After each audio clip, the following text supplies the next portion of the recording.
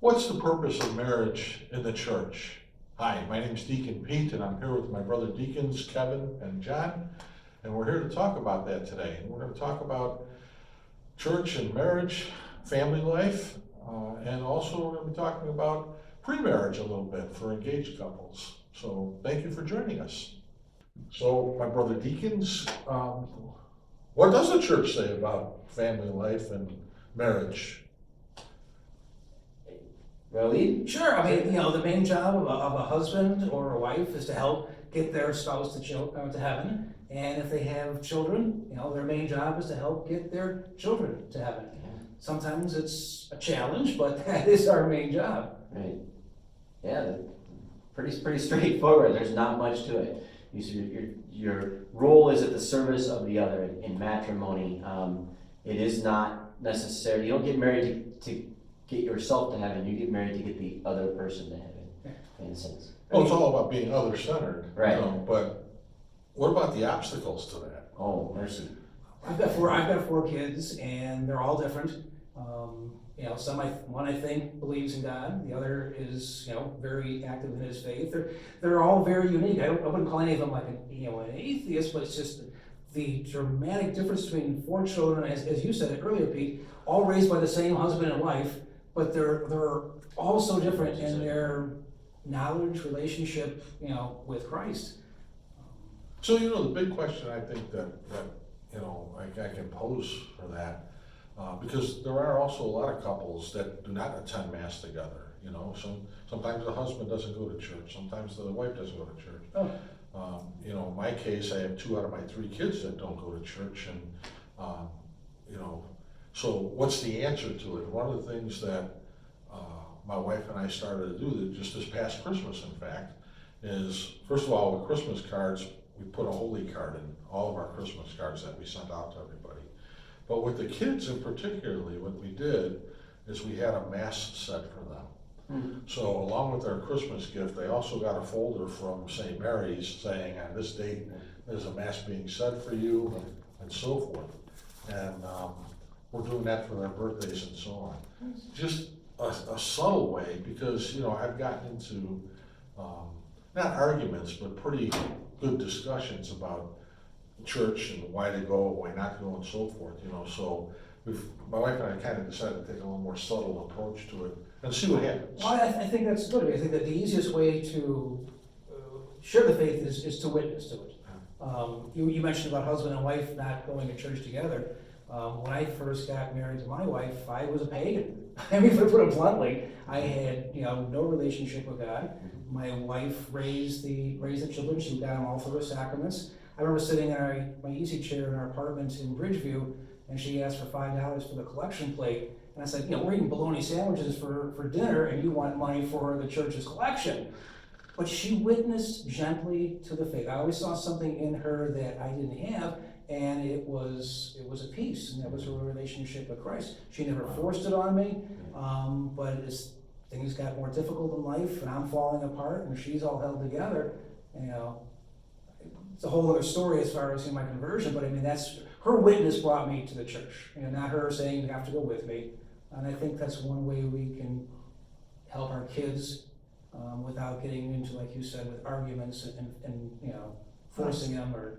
That's the witness of Saint Monica to Augustine. That's the witness of Saint Rita Cascia to her husband.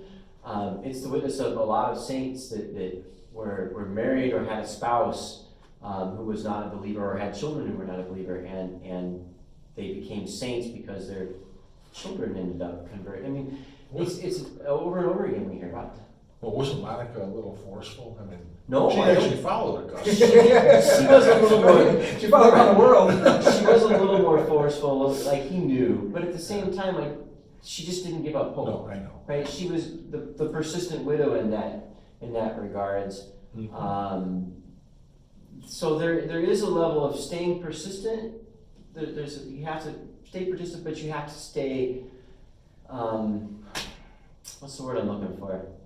Our good and loving Father never pressures us into loving Him, right? So if we follow the example of our Heavenly Father, we do it out of gentleness. We might entice. We might seduce but we're not going to pressure, we're not going to push. And above all, we need to continue to pray for them and for each other as Catholic couples, we need to pray for each other and with each other. And, if there was one drawback in my marriage up until maybe a year or so ago is both Barbara and I prayed, but we didn't pray together. And believe it or not, it was the COVID thing that actually brought us to pray. So now we pray a rosary every evening, and that's really helped our relationship, believe it or not. And I think by praying and praying for our kids and each other and so forth, that's an added dimension to what you're talking about too. So And I think a we little do- bit more of the ingredients. I think we have to normalize the faith within the household. Yeah. Prayers are normal, the sign of the cross is normal, devotions are normal. It's not something we just bring out on Christmas and Easter, it's just part of daily life. And hopefully, the rest of the family will start to get into that flow. And I would suspect that, all your kids are all grown and out of the house. Yeah. They're grumping out of the house. But they're all grown. I suspect that there was a level of normalized faith in your households, right? Yeah. And my kids are 9, 6, and 4, and it is a challenge to normalize faith. How do you present the faith to them in a way that's going to kind of not pressure them into it, but again, get them excited about it? I think John has a key though. I think, in my experience as a parent is more is caught than taught. Okay.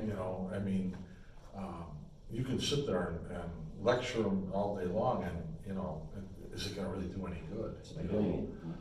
We have our. One of the things that I remember with my dad and going to mass with him is he always stayed after the mass to pray. And he was praying for and later on I found out in life, he was praying for his family, and he took that time. But what an example that was, because I'm sitting next to him watching this, as a kid. I was probably 9, 10, at the time, so I'm sorry. No, it's fine, no. I know it, like in my case, so Saturday night, I had the mass, and I just said to my son in passing, hey, do you want to go to mass? And, he didn't have to go, but just the invitation to go, and he's like, yeah, I'll go. Now he's sick, so he just kind of hung out. Hasn't received communion yet. But I'm never going to discourage him when he wants to tag along and see where Dad's going, especially if I'm coming here to pray or do something. I want to encourage that, but at the same time, I want to be respectful, and I want to present the faith in a way that is meaningful. And the other thing too is I think if you as they get older, if you encourage them to get involved in, being an altar server as an example, because that way they can actually become part of the mass, and I think that helps them grow in their faith also. So. Yeah, absolutely. I think every family, the vast majority of families, all has the same challenge of, having some family member that is not on the same level as, another main family member. It's heartbreaking, it's challenging. But like you said, it's pray, and don't give up hope. I look at my kids and I figure that if God can get me, He can get my kids. I'm not, So what do you say? Let's double back to, because I know there's a lot of people out there who are maybe in their 7th, 8th, 9th year of marriage. They've got 3, 4 children at home, and things are kind of falling apart.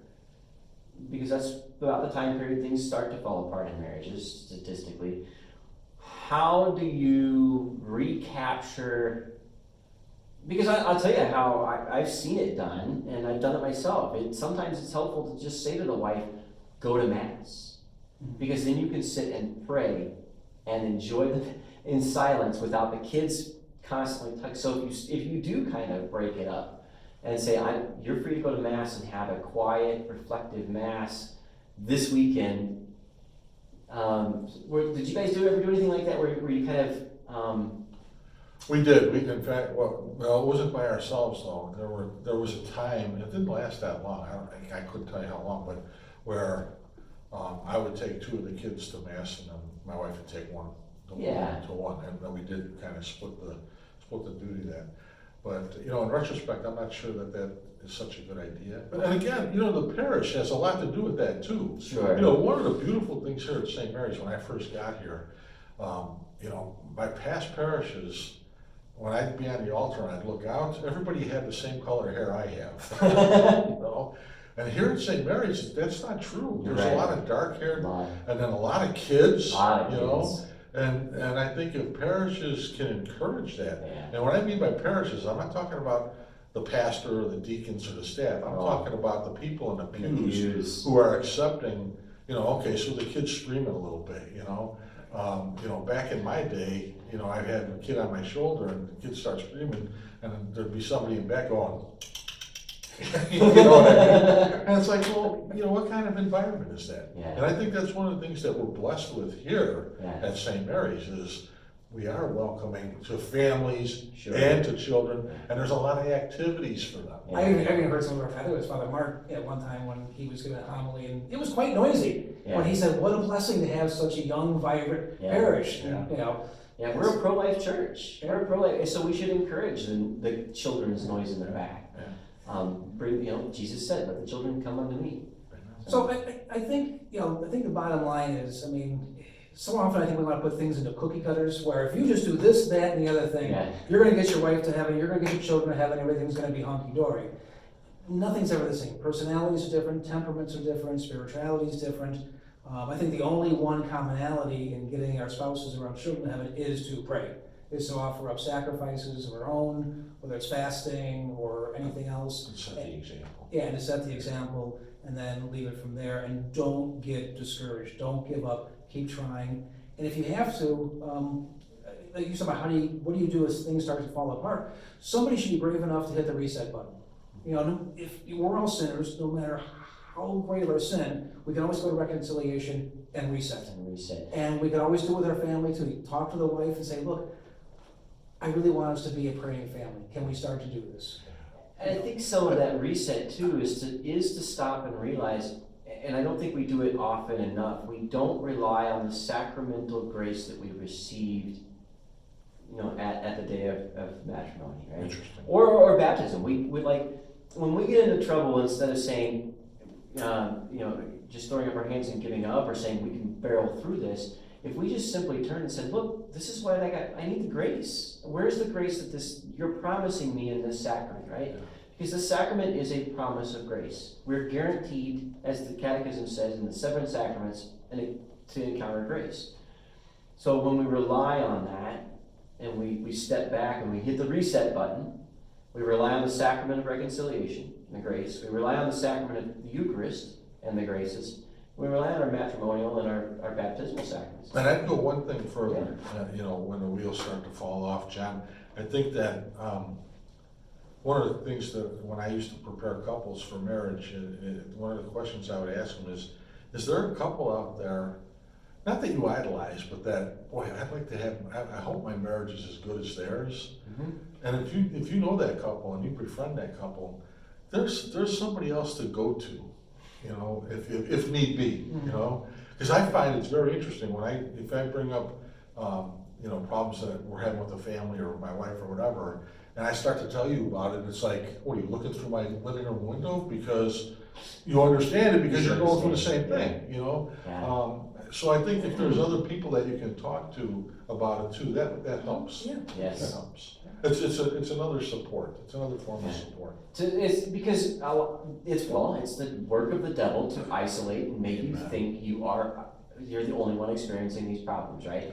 That's 101 devil's tactics right there. And of course, too, I mean, you know, one of the blessings of being deacons is we're married, so if parishioners want to have somebody to talk to, I mean, we can offer a little bit more guidance or a different type of guidance than our priest can, because we're going through many of the same struggles there. So. And the holy orders, again, just like matrimony, one of the 2 sacraments at the service of the other. So as deacons, we're supposed to be at the service of the other, right? The parish. It's about the people. But that's a secondary thing to our primary thing as husbands, right? Our primary vocation is husbands Right. still. That was our first book, right? Yeah. And a lot of people don't realize that when they look at deacons, that's our primary. We always goal. go in formation, family first. I mean, Family it's first. Family before ministry, but, you know. We're blessed, we have, our grandkids are with us half the week now, and Colton, the oldest grandkid, just got his first communion, and he's all about making sure that we pray before dinner. So it's his job now to lead prayers before dinner. It just Nice. makes my heart just beat. Very nice. You know. It does. It is heartwarming. But so even like my 4-year-old, who I could not bring to mass and trust to be on her own, wants to desperately come along. But it's really nice when she'll climb up on my lap and I'm doing my office and she'll pray with me. Or my son will say, "Hey, Dad, have you done evening prayer yet?" And I'll lay down with him at night and do my evening prayer if I haven't done it already. So. All right, so we talked a lot about, family life, husbands, wives, kids, people that are married for a while. But what about those who are just now starting to discern about getting married? They think that special person, and they're considering it. Or those who, really not called to marriage. I mean, what do we have to say to those folks? Well, I think a good marriage preparation program within the parish is a good start for that, because you should be seeing, your parish priest or deacon at least 6 months, hopefully more, prior to the marriage. So a good prep program I think is very important. And as we discussed earlier, I'm a firm believer in engaged encounter also, which is a weekend away for the couple. So, the purpose of that is what? And what's the purpose of, To concentrate less on the wedding and to concentrate more on the marriage.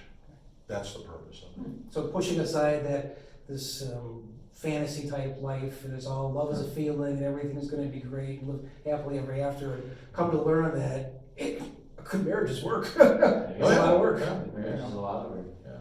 Yeah, and that it is important to recognize that, I know my wife early on, before we were married, set out kind of a chore list. Like, these are things that I really don't like doing, and these are things that I don't mind doing, right? So I don't mind doing X. She doesn't like doing X, so I will do it for her. And we've been doing that for 12 years. So, knowing each other that way, knowing her skills and my skills and what I'm good at and what she's good at, does help make that. So learning your spouse, learning her love language, if you're dating. Yeah. That's a fantastic book. I'll give a plug for that. Like all day. And I think that, it goes back to the prep thing, who's gonna take care of the checkbook? You or your wife? Who's gonna take care of the insurance? Who's gonna, worry about it? And make sure it's one check. That's good. You see, they're married, but it's like they're still separate. Separate accounts. It's like, no. Yeah. You're coming here, you're being together, you're one. One family, one, yeah. The one thing I had to learn with my wife is the energy level. She's very laid back, but I'm like type A. So it got aggravated, like, why aren't you doing more? Because she doesn't have the energy, but I've got, caffeine overload. I can, So if you're engaged with someone or you're dating someone, these are all good things you should be learning and studying and trying to understand about your possible future spouse or the person you're dating. And they actually have to take time out to do that because, once you get engaged, everybody gets so involved in the wedding day and the planning and the invitations and the videographer and whatever else they're gonna have, and getting to church and going to the hall and tasting the food, and all that good stuff. And it's important. But I'll tell you, I remember on my wedding day, waking up the next morning going, where did it go? All that planning, all that money, all that, and that's it was gone. Was it Father Mark or Father Dindo has heard from couples during this whole COVID crisis that since they've been unable to have all these big banquets, couples have actually focused more on the wedding itself, and they've actually discovered the blessing of kind of pushing all that fluff aside and focusing on the two. But now, of course, there's those who, aren't called to marriage. Not every single person called to marriage. Right. And just because you're not called to marriage doesn't mean that you're called to the religious life. Some people are just meant to be single. That's God's plan for them. So I feel bad for people that feel they have to get married. They have to be one way or the other. Right. Just be comfortable being single. God's got a plan for you, and be comfortable in that, and it's okay. And I think if you're, so kind of circle back to one thing you had mentioned earlier about praying for your spouse, there's nothing preventing you from praying for your future spouse. If you're planning to get married, are engaged, or dating someone, pray for that person, pray for your future spouse. Pray that they are solid in their faith and that they will be a sure sign of faith to you in your times of trial. Because I think that's the other thing we haven't really touched on is sometimes we need our spouse, even as deacons, we kind of need our spouse to kind of go, hey, it's okay, like God's still here in this. I thought you meant. Oh, remember how to say no. Yeah. My wife has a little saying for me too, because we're all sinners, right? We're not perfect. My Yeah. wife will go to me, that's not very deacon-like. That's not very right. So our wives keep us in, our wives help keep us balanced and in check. Absolutely. And we need that. We all need somebody in our lives somewhere Absolutely. to keep us in check. So I got maybe a real quick 2-question quiz for engaged couples out there, just to have some fun. Next time you're together, just grab a sheet of paper and a pencil, and I'm gonna ask these 2 questions, and then write them down privately, and then come together and show them. First of all, how many children would you like to have after you're married? Okay? And then the second question is, how much money would you feel comfortable with in spending without talking to your intended?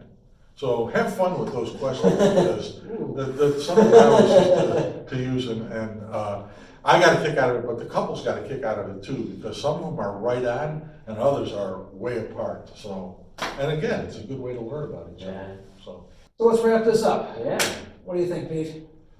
Any closing comments? No, well, the only closing comment I have is, if you have any comments out there, we are all in the bulletin as far as our emails and so forth. So if you have any questions or comments, we'd like to hear from you out there. And also, if you have any suggestions for topics in the future, we'd be willing to listen to those too. And at some point, I think we've discussed this in our meetings, is at some point we'd even like to invite some of you to actually attend these tapings. If again, that's totally optional, but if you're comfortable in doing that, we're comfortable for having you. Anything else? No, I think that pretty well sums it up. John? Nope. God bless. All right. God bless.